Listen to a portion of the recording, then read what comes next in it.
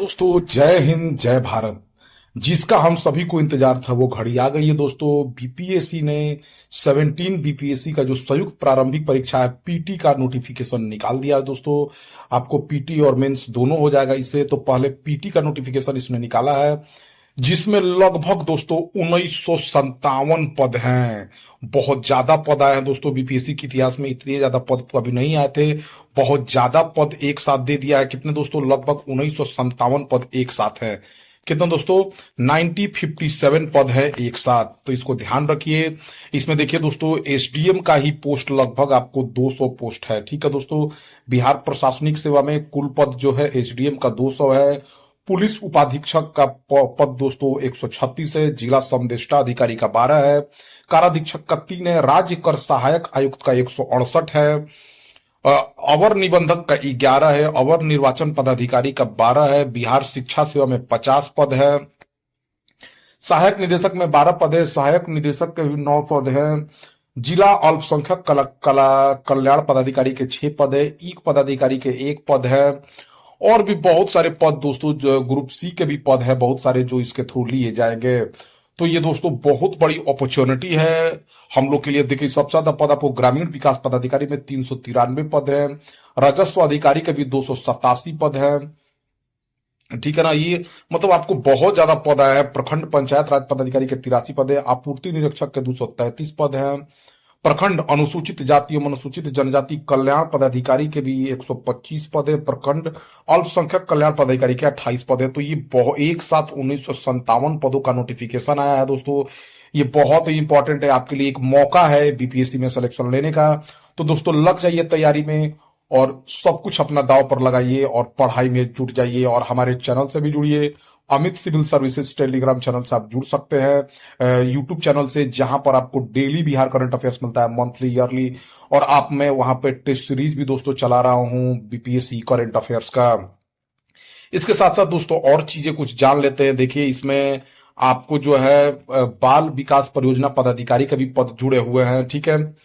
अगर 17 बीपीएससी के लिए तो आपको स्नातक होना अनिवार्य है किसी भी परीक्षा में किसी भी विषय से। लेकिन बाल विकास परियोजना पदाधिकारी में आप जो वैकल्पिक विषय है गृह विज्ञान, मनोविज्ञान, समाज शास्त्र, श्रम एवं समाज कल्याण ही ले सकते हैं।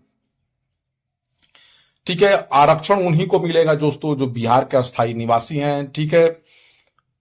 अनुसूचित जाति एवं अनुसूचित जनजाति के उम्मीदवारों को नामांकित प्रमाण पत्र जमा करना अनिवार्य होगा। जाति प्रमाण पत्र और अस्थायी मूल निवास। पिछड़ा एवं अत्यंत पिछड़ा वर्ग के उम्मीदवारों को क्रीमी लेयर रहित प्रमाण पत्र जमा करना अनिवार्य होगा। ठीक है। इसके साथ साथ देखिए दोस्तों अनारक्षित कोड भी यहाँ पे बताया हुआ है। साथ साथ दोस्तों अब हम लोग जानते हैं इसके बारे में। उम्र सीमा के बारे में देख लीजिए।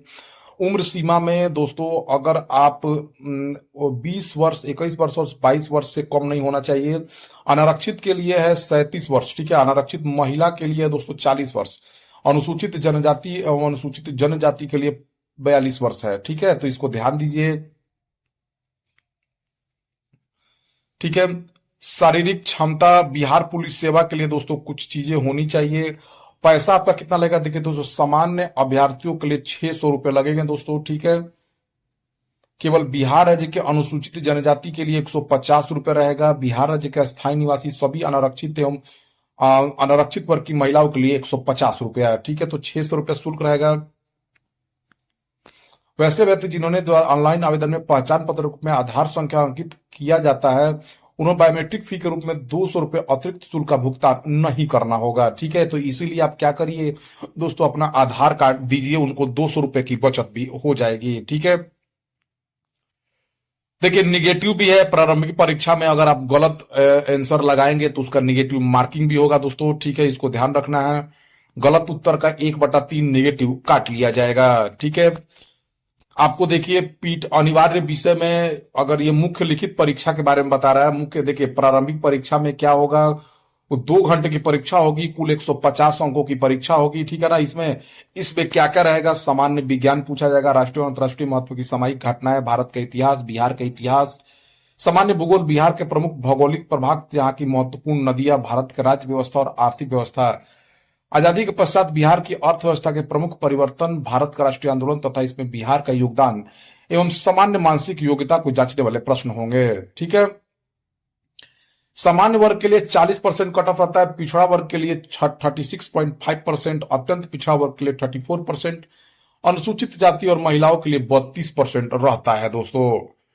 ठीक है, मुख्य परीक्षा की बात की जाए तो इसमें आपको हिंदी, सामान्य हिंदी को पास करना होगा। ठीक है, अनिवार्य विषय सामान्य हिंदी, 100 अंक में मिनिमम 30 अंक आपको प्राप्त करना ही होगा। ठीक है, लेकिन मेधा में यह नहीं जोड़ा जाएगा। फिर सामान्य अध्ययन प्रश्न पत्र 2 आएगा, 300 अंक का रहेगा। सामान्य अध्ययन द्वितीय प्रश्न पत्र सामान्य अध्ययन प्रश्न पत्र 1 300 अंक का, सामान्य अध्ययन द्वितीय पत्र 300 अंक का, निबंध जो है 300 अंक का रहेगा। वैकल्पिक विषय ऐच्छिक विषय में कि एक विषय का चयन करना होगा, 100 अंक का रहेगा, 100 एमसीक्यू रहेगा। राज्य सरकार द्वारा निर्धारित न्यूनतम प्राप्तांक प्राप्त करना अनिवार्य होगा, परंतु मेधा में इसका निर्धारण नहीं होगा। ठीक है, यानी आपका जो वैकल्पिक विषय लेंगे लेकिन उसको जोड़ा नहीं जाएगा अंक में। ठीक है ना, उसमें बस 100 अंक का रहेगा। ठीक है ना, न्यूनतम प्राप्तांक प्राप्त करना होगा। ठीक है, तो मेन आपके यही 4 विषय, हिंदी पास करना होगा आपको, सामान्य अध्ययन पास करना होगा। ये मतलब आपका 900 अंकों का परीक्षा होगा दोस्तों, यही मेन है। 900 अंक पे ही रिजल्ट आपका दिया जाएगा, सामान्य अध्ययन प्रश्न पत्र 1, सामान्य अध्ययन प्रश्न पत्र 2 और निबंध पर। ठीक है, तो आप इसको ध्यान दीजिए।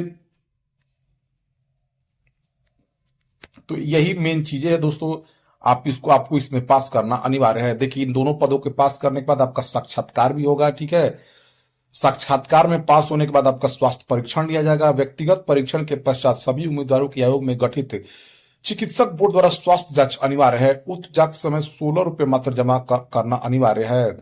चिकित्सक बोर्ड द्वारा जांच के बाद यदि उम्मीदवार विहित सेवा के लिए निर्धारित अपेक्षाओं की पूर्ति नहीं कर पाता है तो वह उस सेवा की नियुक्ति के लिए नहीं चुना जाएगा।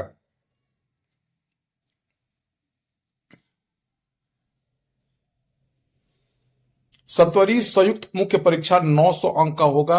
ठीक है ना, 900 अंकों पर ही निर्धारण किया जाएगा और 120 अंक का साक्षात्कार होगा, यानी कुल 1020 अंकों की, पर 1020 अंकों पे ही मेधा निर्धारण किया जाएगा।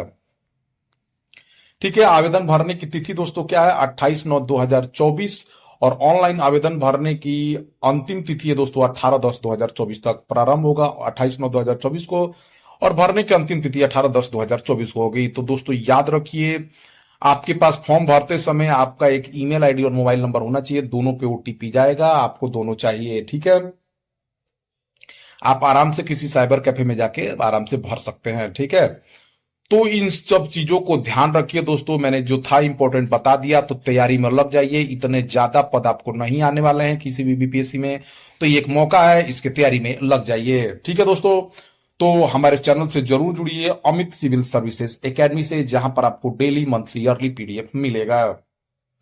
ठीक है, जय हिंद, जय दोस्तों साथियों।